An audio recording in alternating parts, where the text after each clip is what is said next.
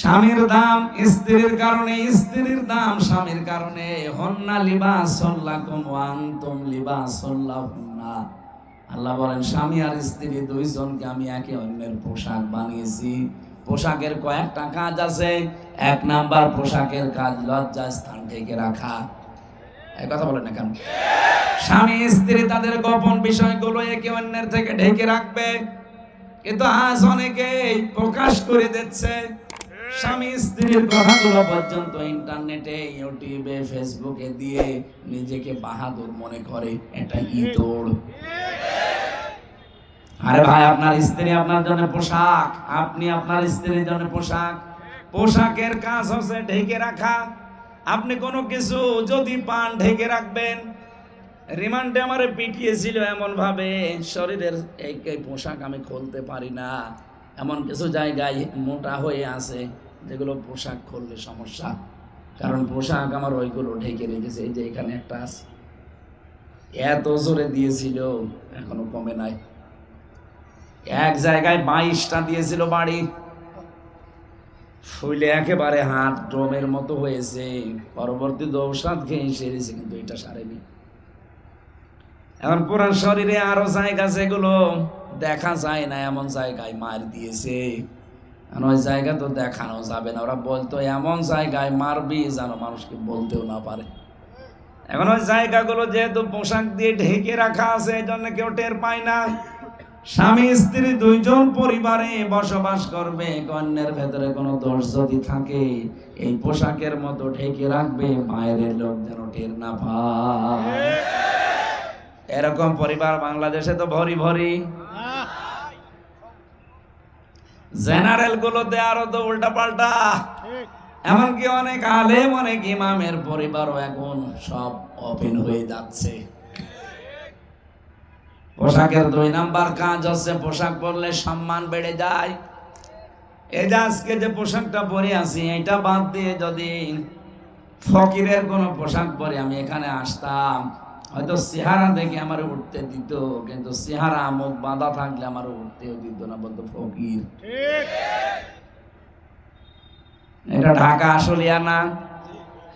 আমি আসার সময় আজকে হেলিকপ্টার থেকে নেমে যখন গাড়ি নিয়ে আসছিলাম, ওই যে দিয়া বাড়ি, মিরপুর না ওটা, উত্তরা, ওই জায়গাটা পার হওয়ার সময় ড্রাইভার আমারে বলছে, হুজুরে যে এই সেই জায়গা যেখানে ব্যারিস্টার আরমানকে ওরা চোখ বেঁধে ফেলে রেখেছিল। 8 বছর একদম ছেঁড়া গামছা দিয়ে ওনার চোখ বাঁধা ছিল, গায়ে একটা ছেঁড়া গেঞ্জি ছিল, লুঙ্গি তাও তালি মারা ছেঁড়া। কারণ 8টা বছর উনি আয়না ঘরে পড়েছিল। এই অবস্থায় তার এই মাইক্রো থেকে লাথি দিয়ে ফেলে দিয়েছিল। ওখান থেকে কষ্ট করে এক ইমাম সাহেবের কাছে গিয়ে মসজিদে যেত, আজান হচ্ছিল। এগুলো সব কয়েকদিন আগে উনি টক শোতে বলছিলেন, আর অসম্ভব কাঁদছিলেন। আমি মাত্র 10 দিন মাটির নিচে ছিলাম, তাই আমি পাগল হয়ে গেছি। আর উনি 8 বছর ছিল, তাও তো আমি মিনিটাই ছিলাম, আর উনি বিগটাই ছিল। আমি যে অসুস্থ স্বাভাবিক হয় না শরীর, এই কারণে। কারণ 3টা বছরে জালেমরা এমন কোন টর্চার নেই, সে মানসিক বলেন আর শারীরিক বলেন, আমার উপরে করে নাই, প্রত্যেকের উপরে, আমি একা না। এই জন্য জেল থেকে বের হলে দেখবেন অনেকে অসুস্থ থাকে, কারণ ওখানে খাবার দাবারের ভেতরে একটা জিনিস দিয়ে দেয়। ইমাম সাহেবকে বলছে, চিন্তা করছে দেশ স্বাধীন হয়েছে তো আমি জানি না। ইমাম সাহেবকে গিয়ে বলছে, এখানে আশপাশে কোন জায়গায় হাসপাতাল আছে, আমার একটু নিয়ে যান। ইমাম সাহেব ওনাকে চিনতে পারে নাই, কারণ ব্যারিস্টার আরমানের 8 বছর আগে যে চেহারা, ওটা রাজপুত্রের মতো, আর এখন যে চেহারা হয়েছে ফকিরের মতো। আর তারপরও ছেঁড়া গেঞ্জি, ছেঁড়া গামছা, ছেঁড়া লুঙ্গি গায়ে, শীতের সময় থর থর করে কাঁপছে। ইমাম সাহেব দয়ালু ছিল, নিয়ে গেছে পাশের এক হাসপাতালে।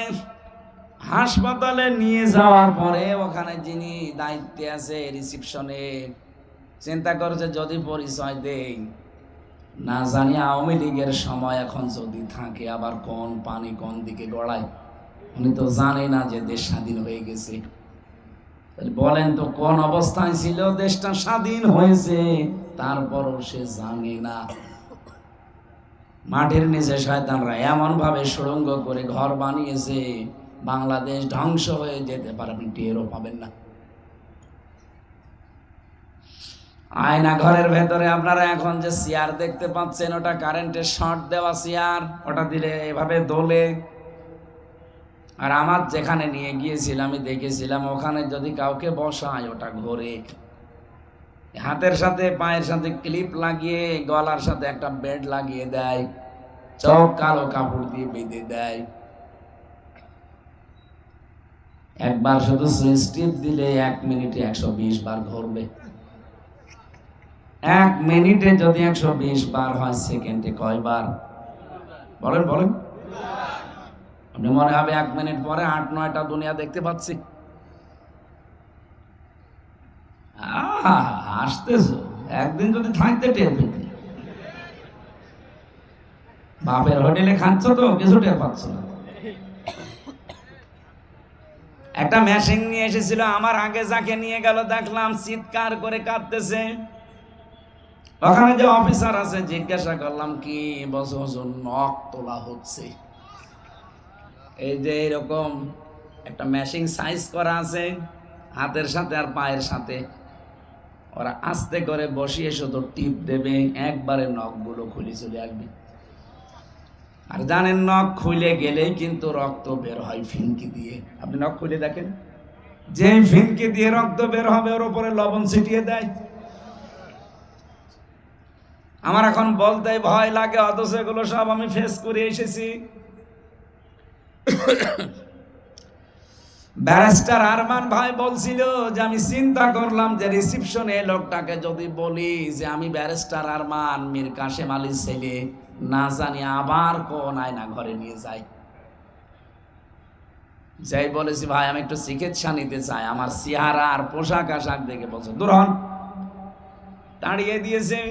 দূরে এক রাস্তায় এসে থরথর করে কাঁপছিলাম। সকাল 10টা বাজার পরে দেখলাম গাড়িতে করে অফিসার ঢুকছে, জানলাম। কারণ এই হাসপাতালটা আমার বাবার বানানো ছিল। উনি এমডি, ওখানকার যিনি দায়িত্বে আছে, উনি ঢুকতেছে। ওনার কাছে গিয়ে বললাম একটু কথা বলতে চাই। আমার চেহারার পোশাক দেখে লোকটা তাড়াতাড়ি করে মোবাইল লুকাচ্ছে, মনে হচ্ছে মোবাইল ছিনতাই করে নেবে। কিছুক্ষণ পরে বললাম যে স্যার, আমাকে চিনতে পারেননি, আমি ব্যারিস্টার আরমান মীর কাশেম আলীর সন্তান। আজ 8 বছর আয়না ঘরে ছিলাম, রাত 3টার সময় ওরা আমাকে লাথি দিয়ে গাড়ি থেকে ফেলে দিয়েছে। যেহেতু আমার চোখে ছানি পড়ে গিয়েছিল খাবারের অভাবে, এই জন্য আমি ভালোভাবে কাউকে চিনতেও পারছিলাম না। ওই লোকটাকে অনেক দিন আগে আমার বাবা নিজে নিয়োগ দিয়েছিল, সেই লোকটা এখন অফিসার। কিন্তু আমার চেহারাটা এত পরিবর্তন হয়ে গেছে যে আমার বাবার নিয়োগ দেওয়া কর্মচারী আমার চিনি না। পরিচয় দেওয়ার পরে উনি হাওমাও করে কেঁদে আমার জড়িয়ে ধরলেন, বাড়িতে খবর দিলেন। লোকজন যারাই এসেছে শুধু আমার মা আর আমার বউ ছাড়া আমাকে কেউ চিনতে পারে নাই।